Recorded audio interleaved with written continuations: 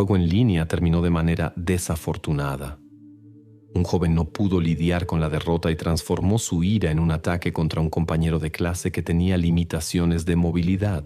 Las herramientas de jardín se convirtieron en el instrumento del incidente, y los motivos y detalles de este acto resultaron ser mucho más complejos de lo que parecía inicialmente. La llamada a la policía llegó exactamente a las 16:05. Una vecina reportó que había escuchado gritos fuertes desde el patio trasero de la propiedad vecina. En la escena del incidente, los policías descubrieron al joven Ethan M. gravemente herido. Se encontraba en un pequeño invernadero oculto detrás de la casa de Blake Kay. En el lugar fue arrestado el mismo Blake, quien obviamente estaba en shock, con claras manchas rojas en su ropa y manos. Un examen inicial reveló: Ethan había sufrido daños graves por golpes con herramientas de jardín que fueron encontradas junto al joven arrestado. En la primera inspección de la escena del incidente, los investigadores notaron varios detalles importantes. En la ropa de Ethan se encontraron rastros de polietileno derretido, lo que podría indicar un intento de incendio. En un poste metálico del invernadero, los técnicos criminalistas descubrieron 3 muescas profundas que coincidían con el machete encontrado cerca. También eran claramente visibles las huellas continuas de las ruedas de la silla de ruedas de Ethan, que iban desde la puerta trasera del jardín directamente al invernadero. El primer y más obvio sospechoso era Blake Kay. Se encontraba en la escena del incidente y no intentó huir. El joven era conocido por su temperamento explosivo y reacciones agresivas ante las derrotas en juegos en línea. El segundo sospechoso era el padre de Blake, Ian Kay. Sus herramientas de jardín habían sido utilizadas en el ataque. Los vecinos reportaron que entre Ian y su hijo ocurrían conflictos serios regularmente. El tercer posible sospechoso era un jardinero que había sido visto en la propiedad el día anterior. Inicialmente, las sospechas contra Ian K. parecían fundamentadas. Las herramientas le pertenecían, y los conflictos con su hijo fueron confirmados por los vecinos. Pero pronto los investigadores obtuvieron una grabación de video de una cámara Ring instalada en la casa vecina. En la grabación se podía ver claramente cómo Blake tomó el machete de forma independiente del garaje media hora antes del incidente. Al mismo tiempo, Ian se encontraba en su lugar de trabajo en el puerto, lo que fue confirmado por cámaras de vigilancia y datos oficiales del sistema de acceso. Las sospechas contra Ian Kay se desvanecieron completamente. El investigador que revisó las grabaciones y correspondencia de Blake descubrió que los jóvenes habían jugado un juego en línea uno contra el otro pocos minutos antes del incidente. El juego terminó con la derrota de Blake. Exactamente después de eso, tomó el machete y se dirigió hacia el invernadero. ¿Por qué no hay huellas dactilares de Ian Kay en el machete, aunque él usaba constantemente la herramienta? A las 9 de la mañana, el investigador James O'Connor se dirigió nuevamente al almacén del puerto donde trabajaba Ian Kay. El oficial de policía tenía la intención de verificar definitivamente la coartada y examinar cuidadosamente los detalles que no pudieron ser descubiertos en las primeras horas de la investigación. En este punto se había vuelto obvio. Si Ian no estaba involucrado, entonces él sería la clave que permitiría una comprensión más profunda de la personalidad y motivos de Blake. Ian era alto, atlético, externamente tranquilo, pero en su voz se podía sentir claramente el cansancio. Repitió sin palabras innecesarias las declaraciones del día anterior y confirmó nuevamente que había estado todo el tiempo en el trabajo mientras ocurría el ataque. Para confirmar estas palabras, la policía solicitó datos del sistema de acceso electrónico a los almacenes del puerto. Un servidor independiente registraba cada entrada y salida con precisión de minutos. Según el protocolo, Ian ingresó al área a las 15:30 y su tarjeta no salió del área del almacén hasta las 17:45. Una confirmación adicional se obtuvo de la cámara de vigilancia del muelle. Grabaciones claras mostraron a Ian al volante de una carretilla elevadora exactamente a las 16 horas. En ese momento, el suceso ya había ocurrido prácticamente a 8 kilómetros de su lugar de trabajo.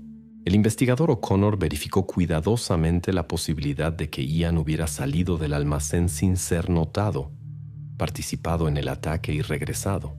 El análisis policial de rutas mostró La distancia del almacén a la casa es exactamente de 8 kilómetros. Incluso con el viaje más rápido en auto privado, el camino en una dirección toma aproximadamente 12 minutos. Además, las cámaras en la entrada y salida del puerto mostraron claramente que el auto privado de Ian permaneció en el estacionamiento desde el momento de su llegada hasta las 17 horas 40 minutos. La versión de que Ian pudo haber salido de su lugar de trabajo sin ser notado parecía prácticamente insostenible, pero la atención de la investigación se dirigió a otro momento: el recibo de la gasolinera encontrado por la policía. Hora de compra: 14 horas 55 minutos, es decir, poco antes del ataque. El recibo fue pagado en efectivo y la gasolinera se encontraba exactamente en el medio entre el puerto y la casa de Ian. Inicialmente esto parecía sospechoso. Ian podría haber llenado el tanque de otro auto, no el suyo, y así haber evadido las cámaras del puerto. Sin embargo, la versión de la participación de Ian en este recibo pronto comenzó a desmoronarse. Los técnicos criminalistas pidieron a Ian que proporcionara registros escritos a mano que había hecho en los últimos días. La escritura fue enviada inmediatamente para examen. Los resultados trajeron noticias sorprendentes. Las características de la escritura en el recibo coincidían completamente con las muestras de escritura de Blake Kay tomadas de su cuaderno escolar. Por lo tanto, no se confirmó la versión de que Ian secretamente llenó el tanque de un auto para un viaje secreto. Una y otra vez, el padre de Blake resultó ser no sospechoso. Sin embargo, este hecho llevó la investigación a otro detalle importante. Blake Kay se movía con el auto de alguien más o usaba otro medio de transporte. Esto amplió considerablemente el área de investigación. Mientras se aclaraban las sospechas de Ian Kay, la investigación comenzó a mirar más atentamente el entorno de Ethan. Hasta ahora el jardinero había pasado desapercibido, quien había visitado la propiedad el día anterior y posiblemente había dejado o llevado herramientas.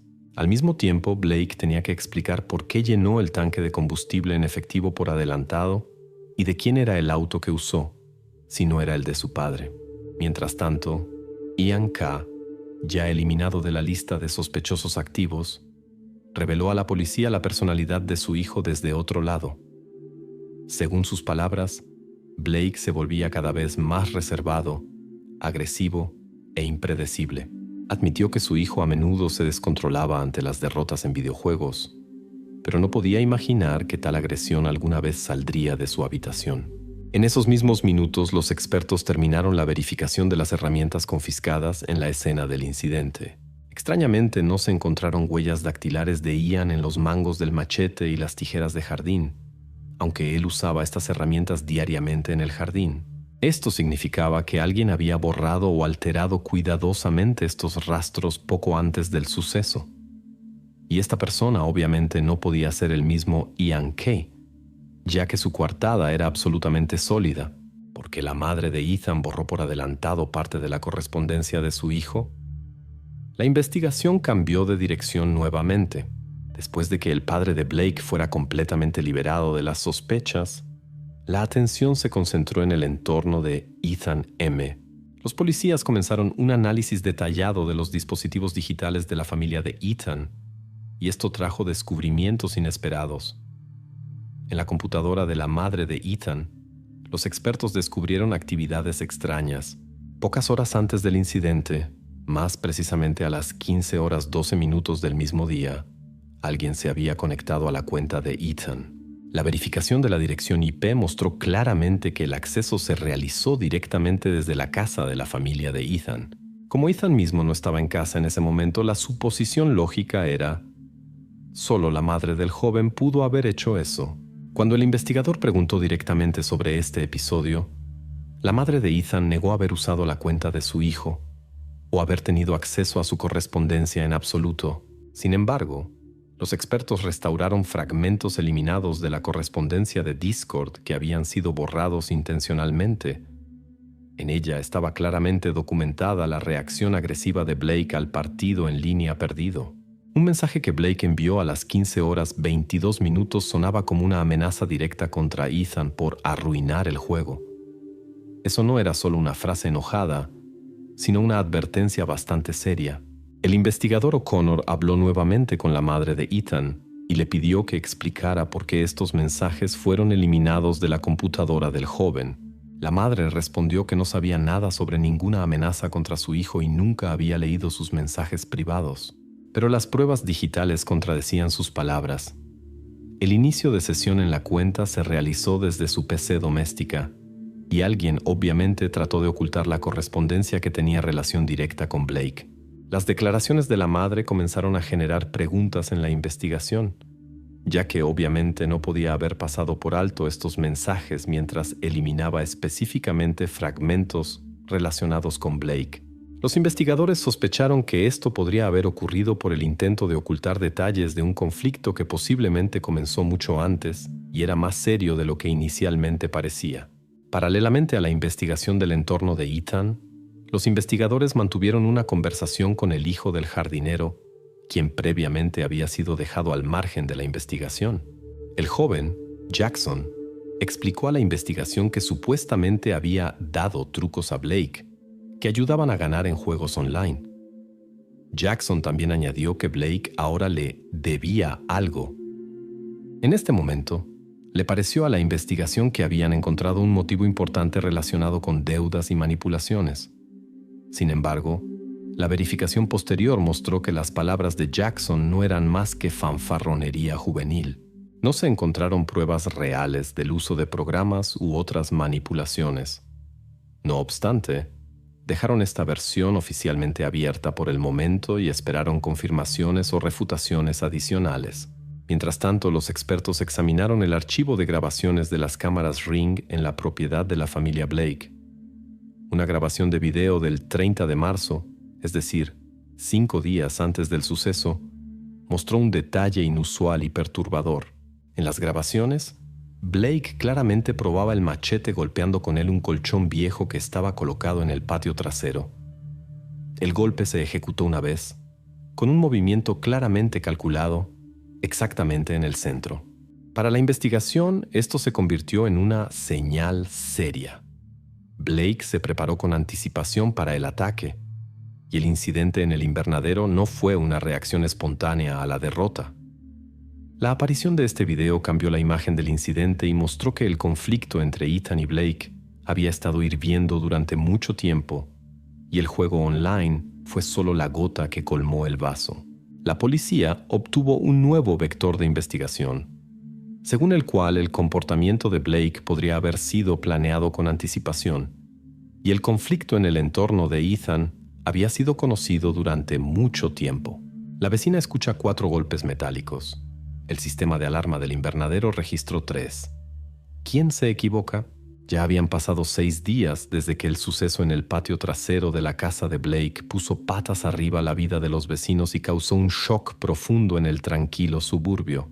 Los técnicos criminalistas continuaron su trabajo de manera metódica y minuciosa. La atención de la investigación se dirigió a un detalle inusual que había sido pasado por alto anteriormente. Durante un interrogatorio adicional realizado por el investigador O'Connor, la vecina que había llamado primero a la policía reportó un detalle importante. La mujer dijo con certeza que en el momento del incidente había escuchado exactamente 4 sonidos metálicos característicos que recordaban golpes de una herramienta contra algo duro. Sin embargo, cuando los técnicos criminalistas verificaron nuevamente los datos del sistema de seguridad instalado en el invernadero, vieron solo 3 sonidos registrados. Esta discrepancia requería explicaciones. El sistema de alarma del invernadero estaba claramente configurado para captar sonidos agudos con cierta frecuencia y volumen. Cualquier sonido por debajo del umbral establecido podría ser pasado por alto por el sistema. Basándose en esto, los investigadores llegaron a la conclusión de que uno de los golpes debió haber sido mucho más débil que los otros. ¿Qué podría haber causado un golpe tan silencioso? La respuesta llegó después de unas horas, cuando los técnicos criminalistas examinaron nuevamente la escena del incidente y compararon todas las pruebas recolectadas. En el paquete de evidencias apareció una tijera de jardín con forma de hoja inusual, ligeramente curvada y destinada para trabajo más fino. En su mango se descubrió evidencia de lo ocurrido, así como huellas digitales claras de Blake. Esta herramienta se convirtió en la segunda parte del sombrío rompecabezas, pero lo más importante, podría proporcionar la explicación para la discrepancia en los sonidos.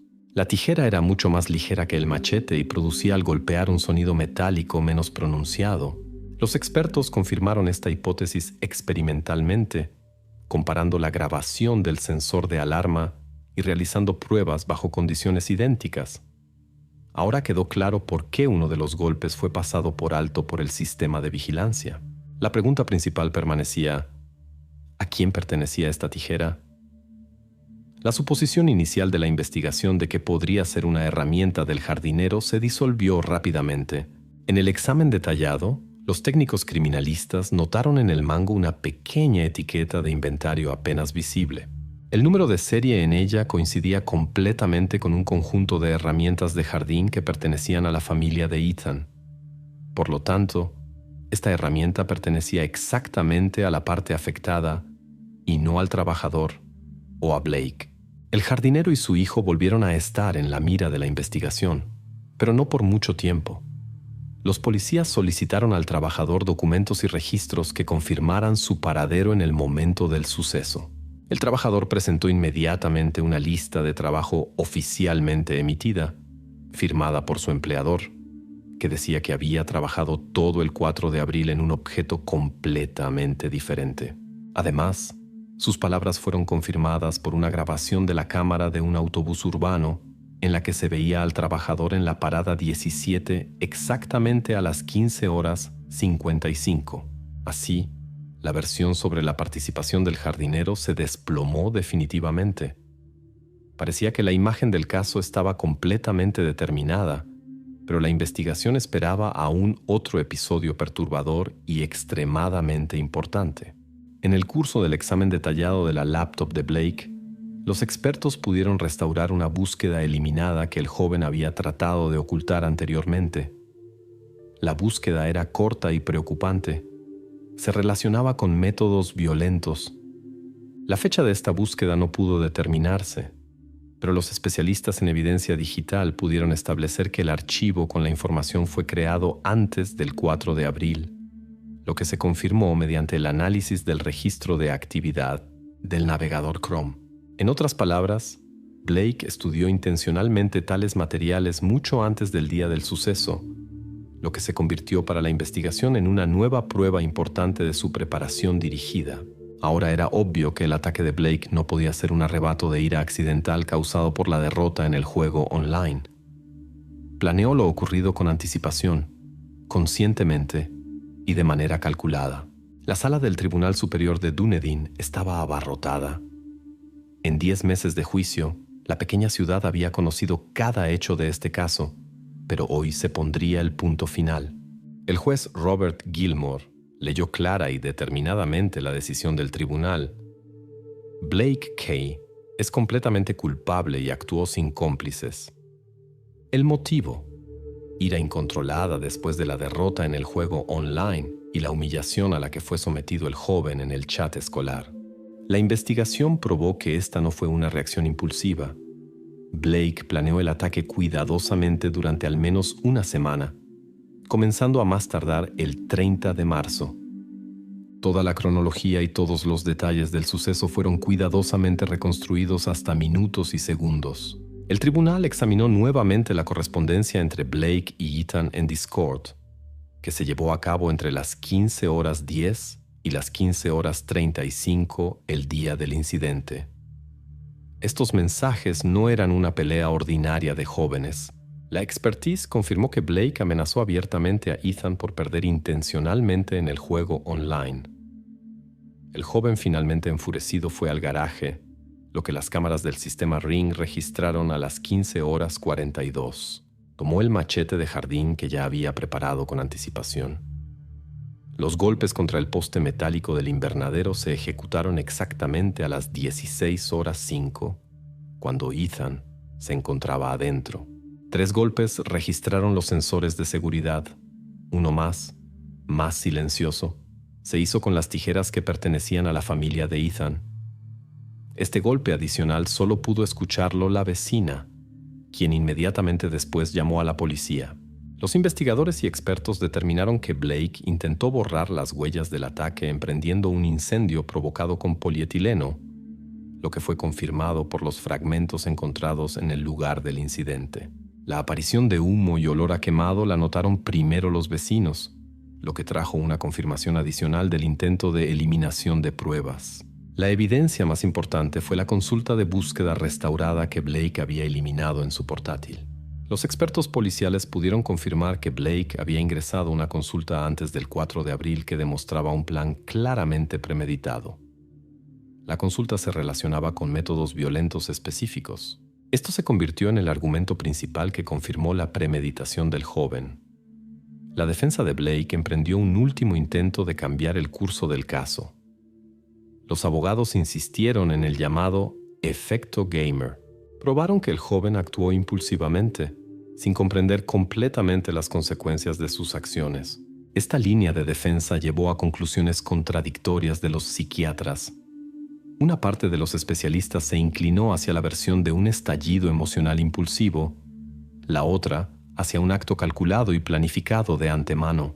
El tribunal estudió cuidadosamente todas las declaraciones, incluyendo el golpe de prueba claramente grabado en la cámara Ring contra el colchón viejo que Blake ejecutó aún el 30 de marzo. Este detalle, en combinación con el historial de búsqueda, convenció al tribunal del carácter premeditado de las acciones del acusado. La sesión duró varias horas antes de que el juez leyera la sentencia final, resumiendo así el trabajo de meses de investigación y procedimientos judiciales. En la sala reinó un silencio tenso cuando el juez Gilmore anunció la decisión final. La sentencia fue severa y clara. El tribunal del Dunedin High Court encontró a Blake Kay completamente culpable del ataque premeditado. El joven recibió una pena de 17 años de prisión juvenil, después de lo cual debe continuar cumpliendo la pena en una institución penitenciaria para adultos. La decisión judicial fue anunciada sin emociones, clara y seca. El juez puso el punto final golpeando brevemente con el martillo de madera. La sesión estaba cerrada. Periodistas y espectadores comenzaron a dispersarse lentamente, y Blake abandonó silenciosamente la sala del tribunal bajo la custodia de los alguaciles. El corredor se cerró detrás de él, y para muchos habitantes de Dunedin, esto significó el fin de uno de los capítulos más sombríos en la historia de la pequeña ciudad. Durante 5 años, el hermano y la hermana se encontraron en el mismo apartamento. Era una casa acogedora en un barrio tranquilo de Burdeos, donde Theo regresaba diariamente después del trabajo y se dormía, sin siquiera sospechar que pasaba las noches literalmente encima de Elodie, su hermana menor, quien, según la versión oficial, había abandonado la ciudad hace 5 años. Los vecinos la vieron por última vez en junio de 2019 y desde entonces solo aparecía regularmente en línea. Se comunicaba activamente con amigos y publicaba fotografías de supuestos lugares diferentes. En realidad, todo este tiempo Elodie estuvo aquí, en el apartamento número 24, en un nicho bajo la cama artesanal de su hermano. Mañana del 3 de mayo de 2024. Frente al apartamento número 24 se encuentran agentes de la Policía Criminal de Burdeos. La puerta se abre con orden número BRD 245-0301, emitida por el tribunal después de recibir nueva información sobre la desaparición de Elodie P. Al entrar, la policía inmediatamente nota un mueble inusual en el centro de la habitación. Una cama de madera maciza, hecha a mano, con una plataforma ancha. Inicialmente nada despierta sospechas. Sin embargo, el agente nota un panel ligeramente elevado en la base de la cama, que parece haber sido perturbado recientemente. La apertura de la construcción toma media hora, y este descubrimiento cambia el curso del caso. Dentro del espacio cuidadosamente oculto se encuentran bolsas de polietileno, tratadas con gel de sílice y carbón activado, lo que claramente indica un intento de ocultar cualquier rastro de lo que estaba sucediendo. Después de abrir el embalaje, los especialistas descubren restos de una mujer. Más tarde, la pericia judicial confirma que se trata precisamente de Elodie. quien tenía 29 años cuando la vieron por última vez. Los especialistas forenses afirman que estuvo allí desde junio de 2019.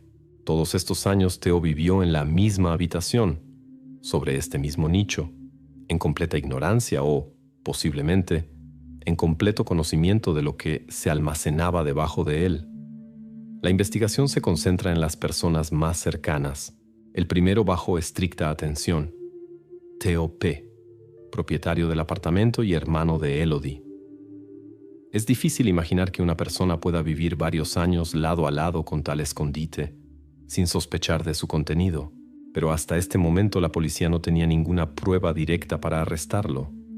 Vivía tranquilamente, se comunicaba con los vecinos, iba al trabajo e incluso contaba sobre la correspondencia con su hermana, supuestamente viajando por el mundo. El segundo sospechoso inmediatamente se convierte en Alexis R., el exnovio de Elodie.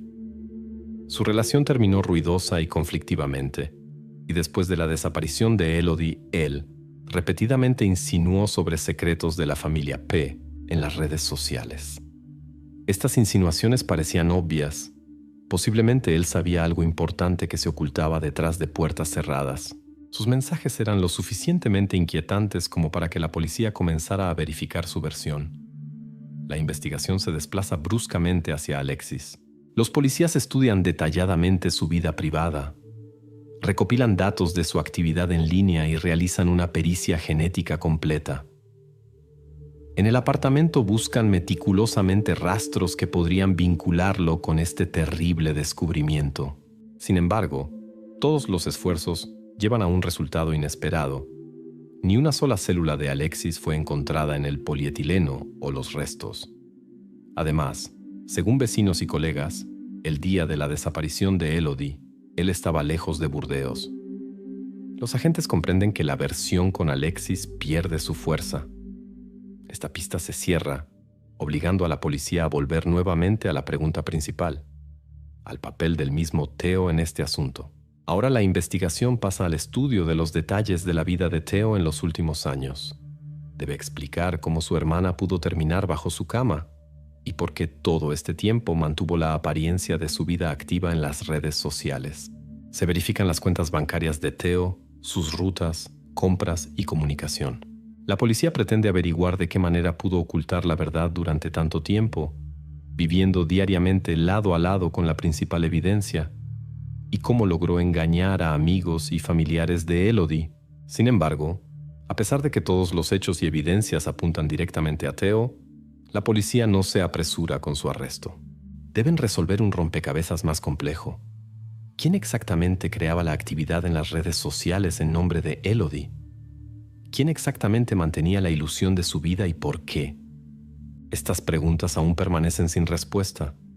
Y para acercarse a la solución, la policía tendrá que mirar más profundamente en la vida privada y los motivos del hermano de la joven desaparecida.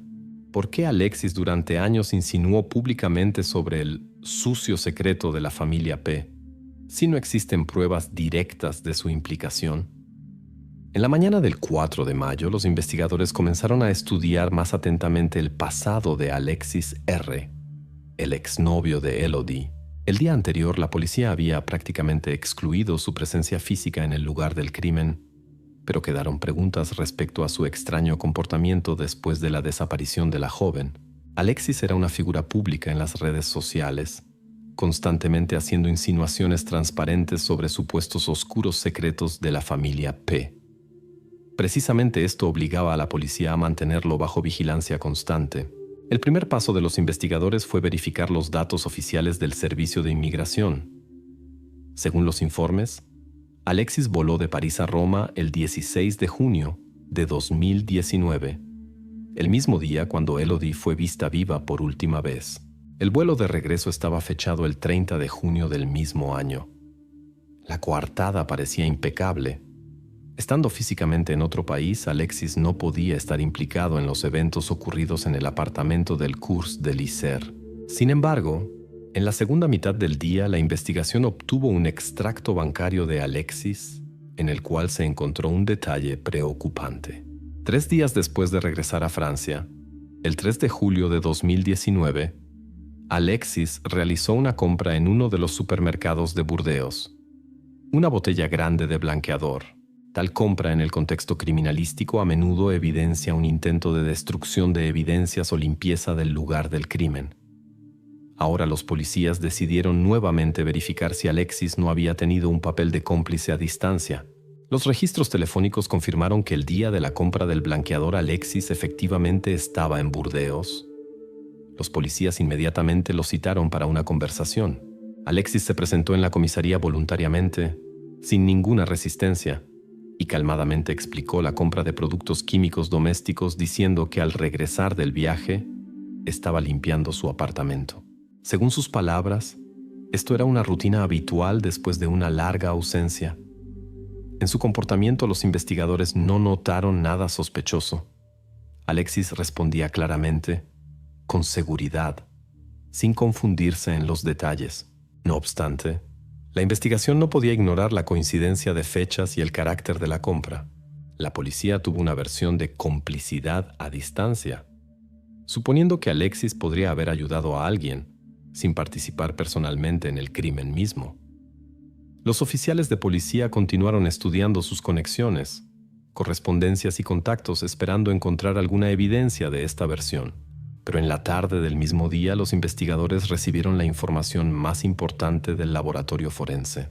Según la conclusión preliminar de los expertos, los últimos signos de vida de Elodie desaparecieron dentro de las 48 horas después del 16 de junio de 2019. Esta información confirmó definitivamente la imposibilidad de la participación de Alexis en lo sucedido.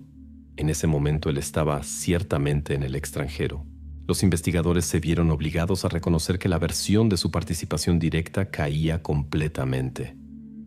Al mismo tiempo, el comportamiento de Alexis continuaba pareciendo extraño y generaba preguntas. ¿Por qué durante tantos años metódica y públicamente arrojó sombras sobre la familia de Elodie? Posiblemente la causa fue una decepción personal después de su ruptura ruidosa, pero la policía no tenía derecho a actuar basándose en suposiciones personales sin hechos sólidos. Ahora la atención de la investigación gradualmente se desplazaba hacia el otro lado del caso.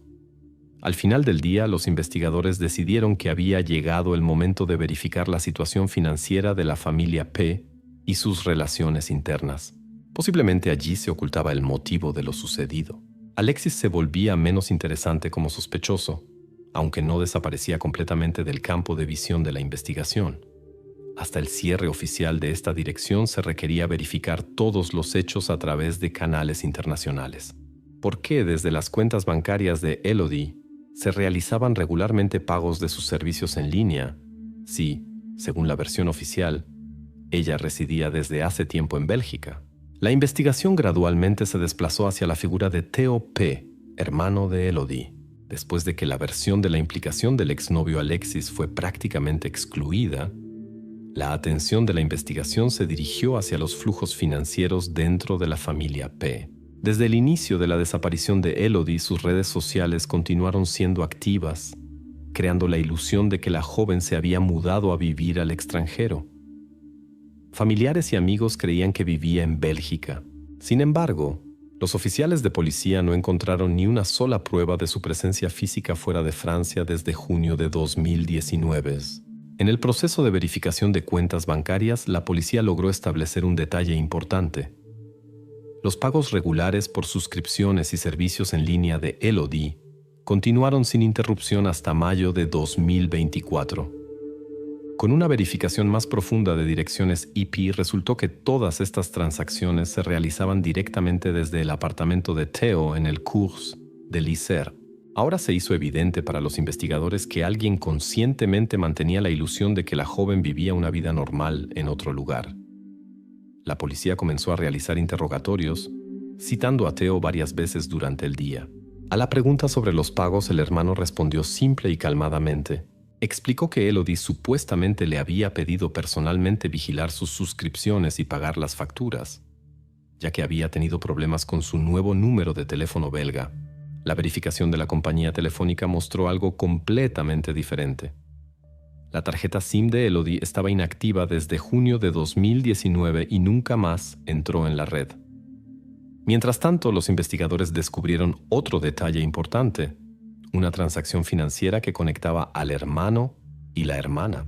En diciembre de 2018, Theo tomó un gran crédito por la suma de 60.000 euros, planeando abrir un lavadero de autos. En este crédito, Elodie actuaba como garante.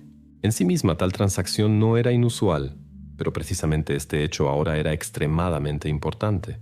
Si Elodie hubiera desaparecido oficialmente o hubiera sido declarada en paradero desconocido, el banco podría haber comenzado el proceso de devolución anticipada del crédito, lo que claramente habría creado serios problemas financieros para Theo.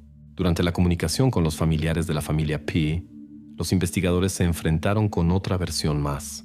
La familia comenzó a afirmar que Elodie supuestamente había abandonado Francia y se había ocultado conscientemente para no devolver las deudas del crédito conjunto.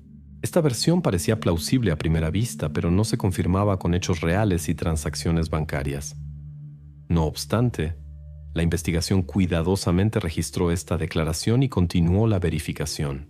Mientras tanto, los especialistas en crímenes financieros descubrieron que el crédito por el lavadero se pagaba puntualmente por Theo hasta el último momento, y formalmente el banco no tenía reclamos ni hacia él ni hacia Elodie. Esto debilitaba parcialmente la versión sobre la huida financiera de la joven al extranjero. Sin embargo, el avance decisivo llegó cerca del final de la jornada laboral. Uno de los investigadores, estudiando los extractos de la tarjeta bancaria de Theo, se topó con un recibo de la tienda de construcción Leroy Merlin, fechado el 17 de junio de 2019, al día siguiente de la última aparición registrada de Elodie. En la lista de compras figuraban varias placas grandes de OSB, película de polietileno doble y absorbente destinado a absorber humedad y olores. La fecha de compra coincidía demasiado precisamente con el momento supuesto de la desaparición de Elodie, y ahora la investigación necesitaba entender de qué manera el hermano podía explicar esta compra sospechosa. Inmediatamente se envió una solicitud oficial para obtener grabaciones de video de las cámaras de vigilancia de la tienda Leroy Merlin para confirmar la identidad del comprador y sus acciones. Mientras se esperaban las grabaciones, la investigación comprendía que el descubrimiento de esta información cambiaba bruscamente la dirección de la investigación. La policía ya no podía percibir a Theo exclusivamente como una persona que había caído en dificultades financieras. Se convertía en la figura clave de todo el caso. Las grabaciones de las cámaras de vigilancia debían dar la respuesta definitiva. Si Theo realmente había comprado personalmente los materiales utilizados en la construcción del escondite bajo la cama, esto cambiaría radicalmente el estatus de su participación en lo que estaba sucediendo. La investigación se detuvo en este momento tenso. Las siguientes horas eran decisivas, ya que las pruebas en video podrían confirmar definitivamente quién exactamente era responsable de todo lo que se ocultaba en el apartamento número 24 en el Cours de l'Isère. ¿Qué exactamente registraron las cámaras de videovigilancia de la tienda Leroy Merlin y cómo esto cambiará el estatus del hermano de Elodie? El 8 de mayo la investigación pasó a una nueva etapa.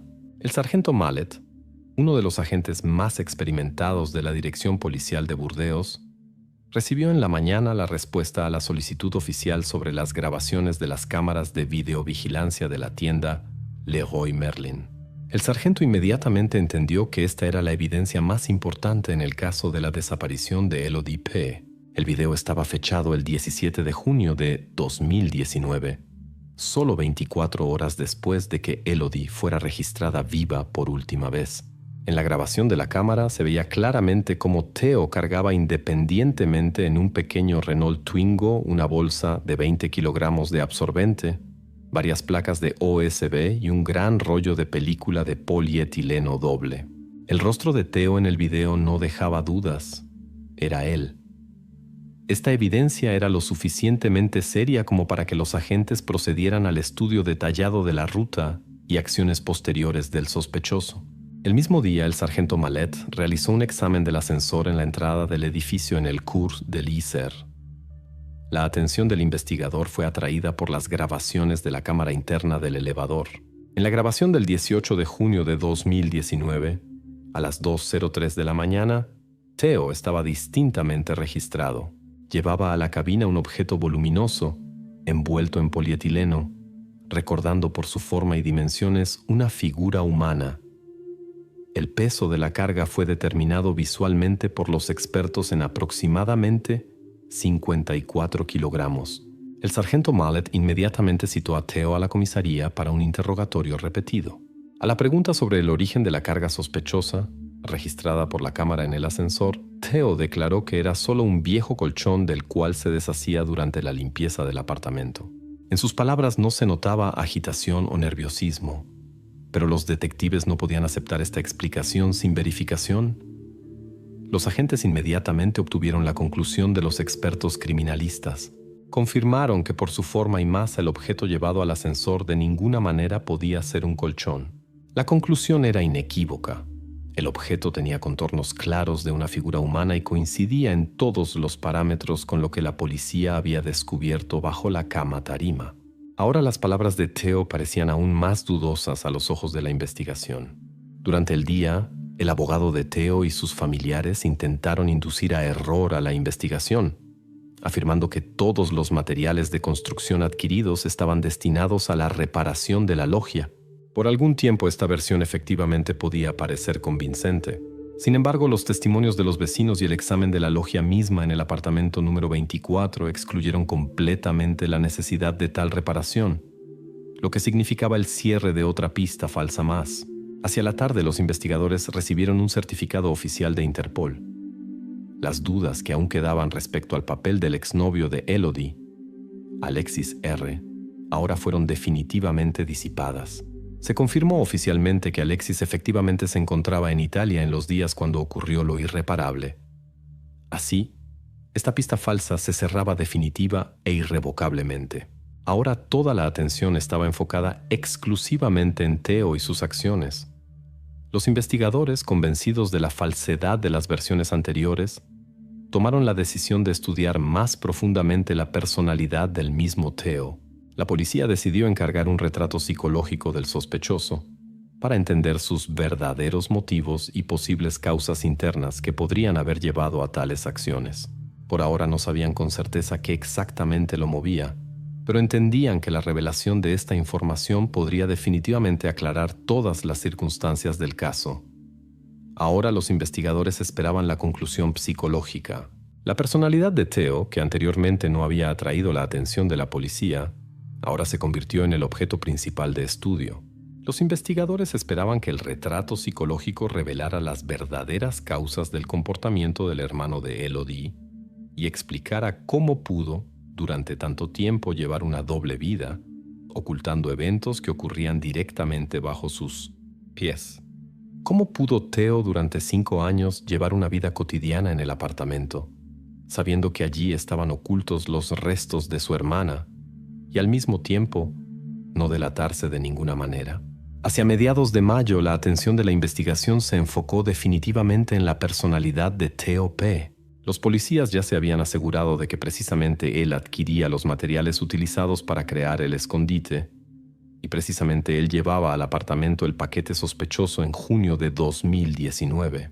Ahora enfrentaban una tarea más compleja: entender cómo una persona podía llevar una vida tan medida cuando diariamente regresaba a casa y se acostaba a dormir sobre un terrible secreto, oculto directamente debajo de él. Los investigadores solicitaron la documentación médica de Theo y recibieron una respuesta inesperada que podía arrojar luz sobre muchos detalles de su comportamiento. Según la historia clínica, ya en 2017 se había diagnosticado en Theo ansiedad generalizada y se habían registrado rasgos obsesivos de personalidad. En las conclusiones médicas se hablaba de su tendencia obsesiva al orden, planificación y aspiración a controlar cada detalle de su vida.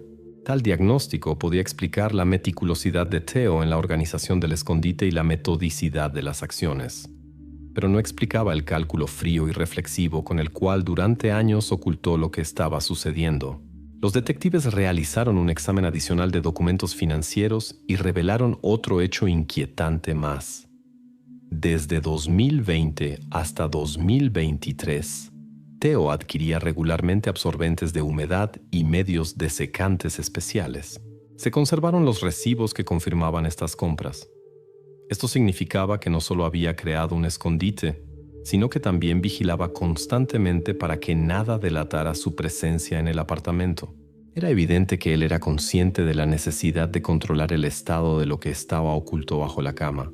Simultáneamente, la investigación verificó la posible versión de que Theo podría haber actuado bajo la presión de una tercera parte, algún extorsionista desconocido que podría haberlo chantajeado durante 5 años.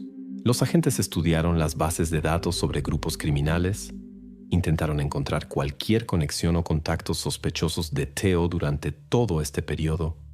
Sin embargo, la base de datos no dio coincidencias. Esta versión rápidamente se desmoronó, ya que no había ni la menor evidencia de chantaje o presión externa sobre el sospechoso. Tarde en la noche del 12 de mayo, los detectives realizaron un examen repetido del smartphone de Theo, que estaba en posesión de la policía. Allí fue descubierto un corto borrador de texto fechado el 17 de junio de 2019 a las 22:14. En el mensaje figuraban solo unas pocas palabras. Ella se cayó, la sangre corrió. Esta corta oración era la primera indicación directa de que esa noche ocurrió algo que se convirtió en el punto de partida para las acciones posteriores de Theo. El borrador evidentemente estaba destinado a alguna explicación o confesión, pero nunca fue enviado. Los expertos inmediatamente comenzaron un estudio más profundo de este mensaje. Los analistas del departamento técnico procedieron a la recuperación de datos eliminados y verificación de llamadas realizadas esa noche. Paralelamente, la investigación procedió al examen cuadro por cuadro de grabaciones de cámaras y sensores de la entrada para reconstruir el cuadro exacto de lo que ocurría en la noche del 16 al 17 de junio. Los psicólogos continuaron trabajando en la elaboración del retrato completo de Theo, intentando entender si una persona con tal perfil psicológico podía cometer acciones que durante largos años permanecieron ocultas del entorno. Estudiaban su infancia, relaciones con la familia, manera de comunicarse con la gente, hábitos cotidianos, intentando construir un perfil psicológico claro. En su opinión, esto era el elemento clave en la comprensión de sus acciones y actos. Al final del día, la investigación hizo una conclusión preliminar. Theo efectivamente poseía rasgos únicos que le permitían conservar la calma exterior y planificar metódicamente sus acciones. Los psicólogos confirmaban que tal persona podía fácilmente vivir una doble vida, controlando cuidadosamente todos sus aspectos. Ahora la investigación enfrentaba la tarea de reconstruir completamente los eventos de esa noche para establecer las circunstancias exactas que llevaron a la desaparición de Elodie y a las acciones de su hermano. Los investigadores no pronunciaban en voz alta la palabra asesinato, pero todos entendían que la investigación se había acercado a la revelación de un terrible secreto que durante tanto tiempo había ocultado este apartamento ordinario en el centro de Burdeos. La investigación, anteriormente completamente concentrada en la personalidad de Theo, dio un paso al lado para entender más profundamente lo que ocurría en la vida de la misma Elodie antes de los eventos trágicos. Hasta ese día la víctima era percibida por la investigación principalmente como una figura pasiva. Ahora la policía pretendía arrojar luz sobre sus propios motivos, temores y acciones que posiblemente se convirtieron en el catalizador de los eventos de esa noche de junio. La policía interrogó a decenas de testigos del entorno de la joven, incluyendo amigos, colegas y conocidos. La información más importante vino de un trabajador social de la CAF, Case d'Allocations Familiales, con quien Elodie había tenido una conversación confidencial poco antes de su desaparición. El trabajador social confirmó que a principios de junio de 2019, Elodie pretendía presentar una denuncia oficial contra su hermano. La joven había contado que Theo proporcionaba información falsa sobre sus ingresos para obtener prestaciones sociales. Esta declaración indudablemente habría provocado serias consecuencias financieras y jurídicas para su hermano. Una confirmación adicional del conflicto entre hermano y hermana fue encontrada en la correspondencia de Elodie, obtenida de su teléfono. El mensaje enviado por ella a su hermano el 15 de junio de 2019, a las 21:45, era inequívoco y emocionalmente cargado. Si no me das acceso a las cuentas, voy a la policía mañana por la mañana. Esto se convirtió en el momento clave en la comprensión de la seriedad del conflicto que estalló en vísperas de la desaparición de la joven. Sin embargo, cuando los investigadores citaron a los padres de Elodie y Theo para una conversación repetida, estos negaron categóricamente la existencia de cualquier conflicto entre los hijos.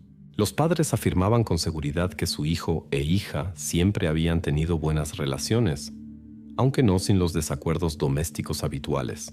Esta versión de la familia entraba en contradicción directa con los datos obtenidos de la correspondencia personal, lo que ponía en duda la sinceridad de los padres y reforzaba las sospechas de la investigación respecto a su posible deseo de proteger al hijo. Testimonios importantes también llegaron de la vecina, que residía directamente detrás de la pared del apartamento de Theo y Elodie. Declaró que aproximadamente a la 1:30 de la madrugada había escuchado un grito femenino fuerte, pero no le había prestado atención, suponiendo que era un sonido del televisor, que habitualmente funcionaba fuerte por las noches en el apartamento de Theo. Al principio la investigación aceptó sus testimonios con duda, pero en ausencia de otros datos la versión parecía aceptable. Sin embargo, ya hacia la tarde la situación cambió radicalmente. La policía recibió el informe oficial de la compañía energética sobre el consumo de electricidad en el apartamento, equipado con un contador eléctrico inteligente Linky. Según los datos del informe, en el periodo de la 1 a las 2 de la madrugada del 16 de junio de 2019, el consumo de electricidad en el apartamento de Theo caía bruscamente al nivel base, correspondiente a un televisor apagado y número mínimo de aparatos domésticos. Esto significaba que las palabras de la vecina sobre el televisor funcionando fuerte probablemente eran falsas, o ella había interpretado mal lo que había escuchado. La situación descrita por la vecina no coincidía con los datos técnicos, que ahora se convertían en una fuente confiable de información. Los expertos, analizando los datos energéticos, inmediatamente transmitieron toda la información al experto médico-legal, quien ahora debía determinar lo más precisamente posible los marcos temporales de lo ocurrido con Elodie. Las indicaciones del contador eléctrico daban una base precisa y objetiva para entender los eventos reales en el apartamento en esos minutos cuando resonó ese grito inquietante. Las siguientes 24 horas la investigación las dedicó a la preparación de la conclusión médica, basada en los nuevos datos obtenidos. La policía entendía que ahora la cronología de la noche del 15 al 16 de junio se convertía en el factor clave en el caso. Precisamente la pericia médica debía confirmar o refutar definitivamente todas las versiones y establecer hasta qué punto los testimonios de los testigos y los datos técnicos obtenidos correspondían al cuadro real de los eventos. La pericia psicológica de Elodie también continuaba paralelamente. Los especialistas intentaban entender qué exactamente podría haber asustado a la joven hasta tal punto que decidió ir a la policía contra su propio hermano.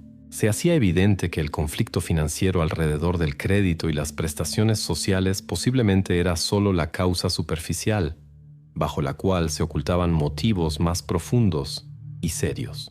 ¿Fue la muerte de Elodie resultado de un accidente trágico o las acciones fueron intencionales? 5 meses después del descubrimiento del terrible hallazgo bajo la cama en el apartamento del Cours de l'Isère, la investigación se acercó a la fase final. En octubre, el médico legista, Dr. Lachaud, presentó oficialmente el informe final sobre las causas y circunstancias de la muerte de Elodie P. Este documento debía aportar claridad definitiva en los eventos de la noche del 15 al 16 de junio de 2019. Dr. Lachaud comenzó su intervención con una descripción detallada de las pericias realizadas. Las investigaciones médicas confirmaron que la joven había recibido un traumatismo craneal causado por un objeto contundente o un golpe fuerte contra una superficie dura. El carácter y localización de los daños correspondían a una caída, pero, según la opinión del médico legista, este daño en sí mismo no era letal. El traumatismo mismo no habría sido crítico, si no hubieran sido las acciones posteriores que fueron emprendidas inmediatamente después de lo sucedido. Dr. Lachaud dedicó atención especial a la investigación detallada del embalaje en el cual fueron encontrados los restos de Elodie. En la soldadura térmica interna de la bolsa de polietileno, los criminalistas descubrieron una partícula microscópica de plástico, en la cual se conservaron rastros de sudor, conteniendo ADN que coincidía completamente con la muestra de Theo. Estos datos confirmaron que precisamente el hermano se ocupaba del embalaje directamente en el momento de la tragedia. Las huellas dactilares parcialmente conservadas en la bolsa también fueron analizadas. Sin embargo, eran insuficientes para una identificación inequívoca. A través de su abogado, Theo intentó presentar una explicación alternativa de lo sucedido. Afirmaba que después de la caída de Elodie, le había puesto en la cabeza una bolsa de polietileno con hielo para detener la hemorragia y aliviar el estado hasta la llegada de los médicos que supuestamente se proponía llamar más tarde.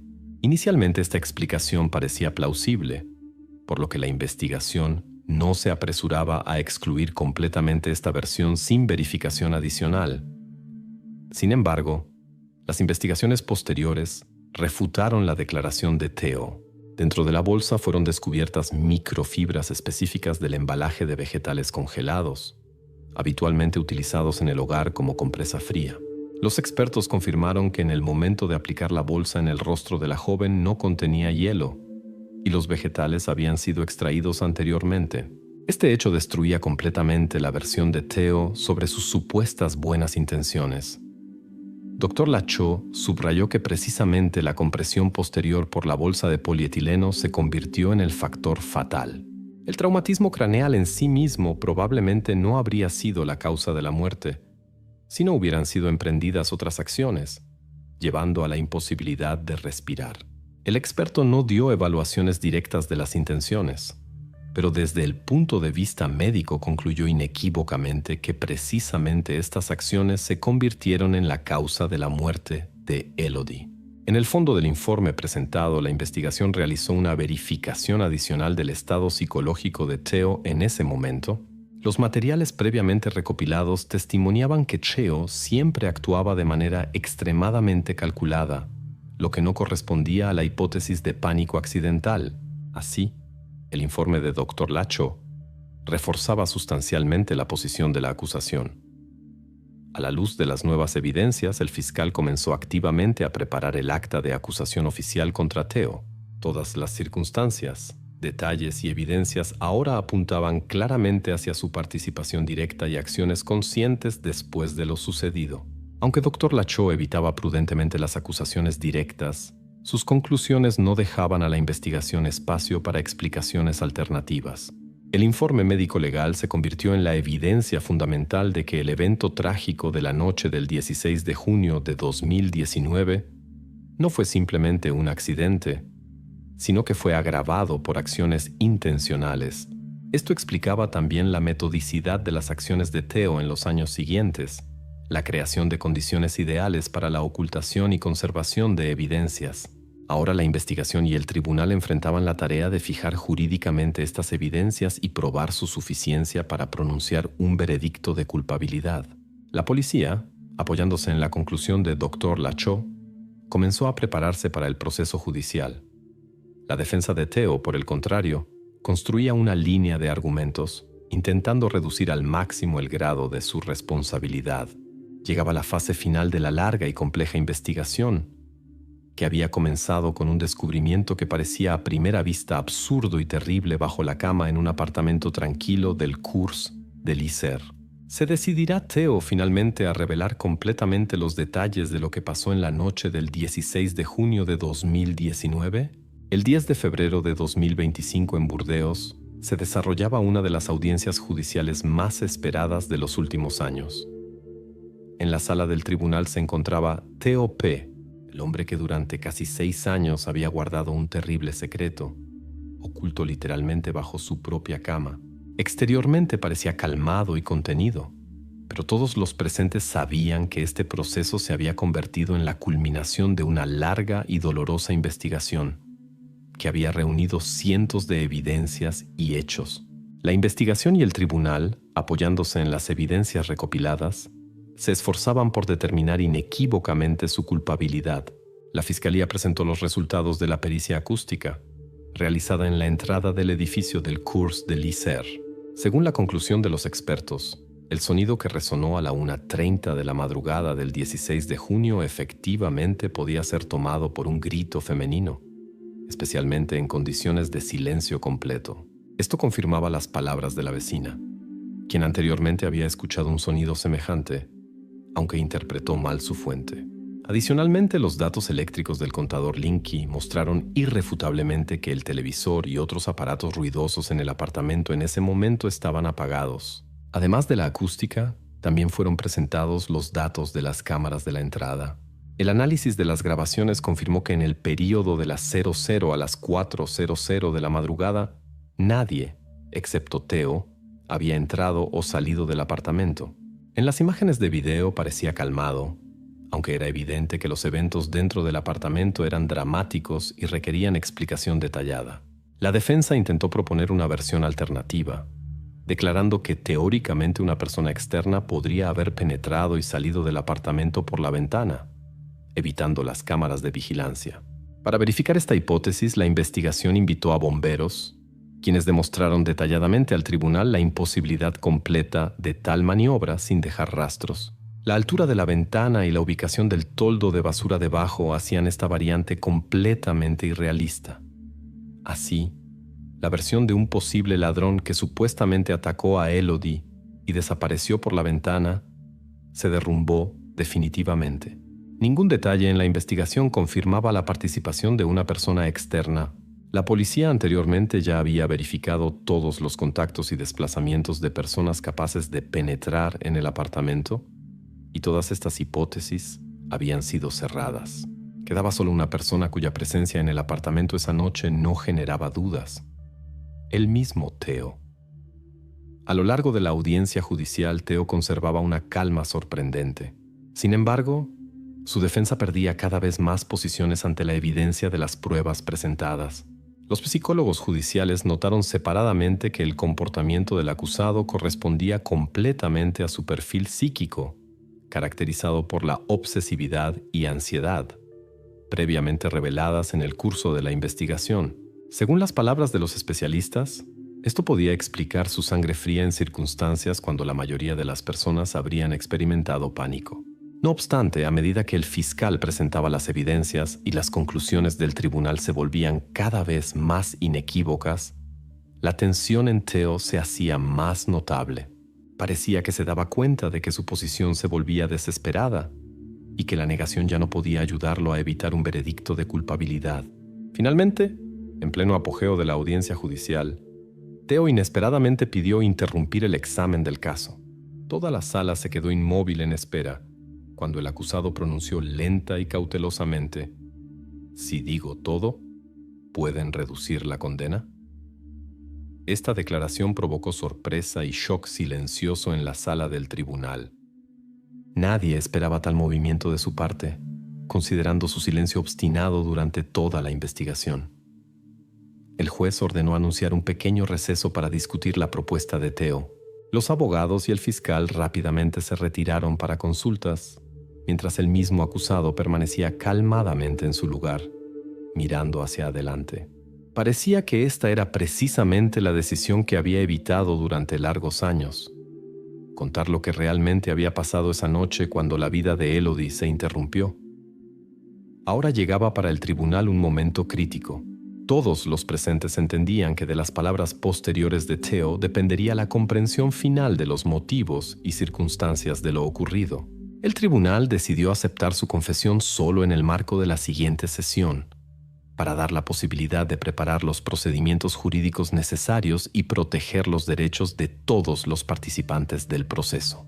La sesión del tribunal del 14 de marzo de 2025 comenzó exactamente a las 10 de la mañana.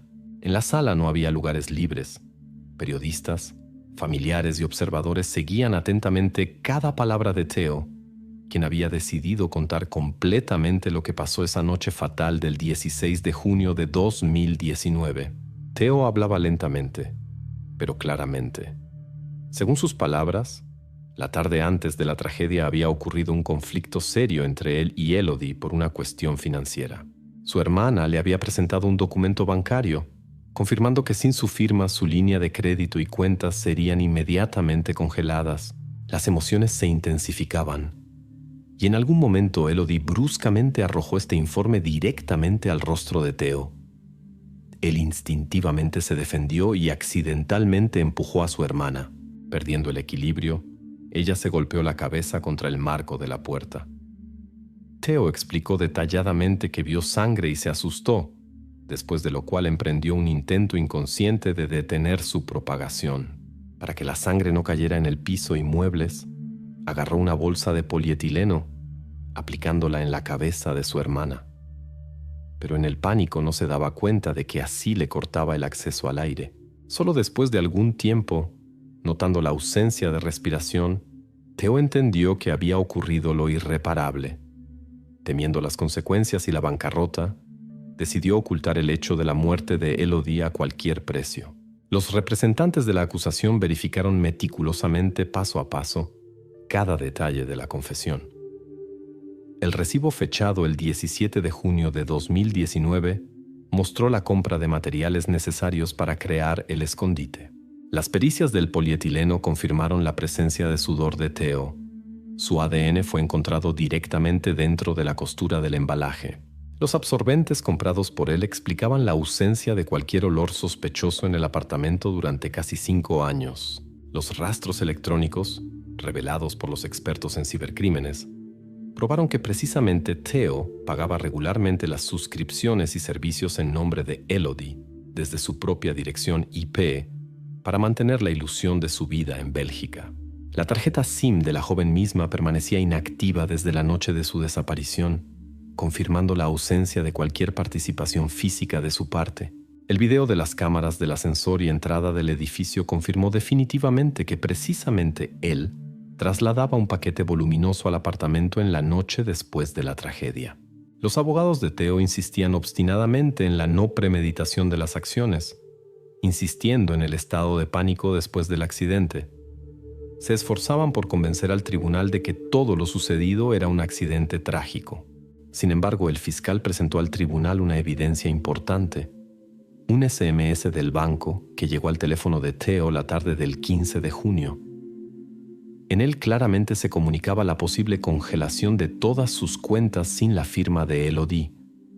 Este era el motivo clave que explicaba la voluntad de ocultar la muerte de su hermana. Este aspecto financiero resultó decisivo a los ojos del tribunal, refutando la versión de pánico accidental y subrayando la conciencia de las acciones del acusado. El tribunal se retiró para una corta deliberación, después de lo cual el presidente anunció el veredicto definitivo. Theo P. fue reconocido culpable según 2 artículos: asesinato intencional y ocultación de lo sucedido. El tribunal decidió condenarlo a 22 años de privación de libertad con encarcelamiento inmediato.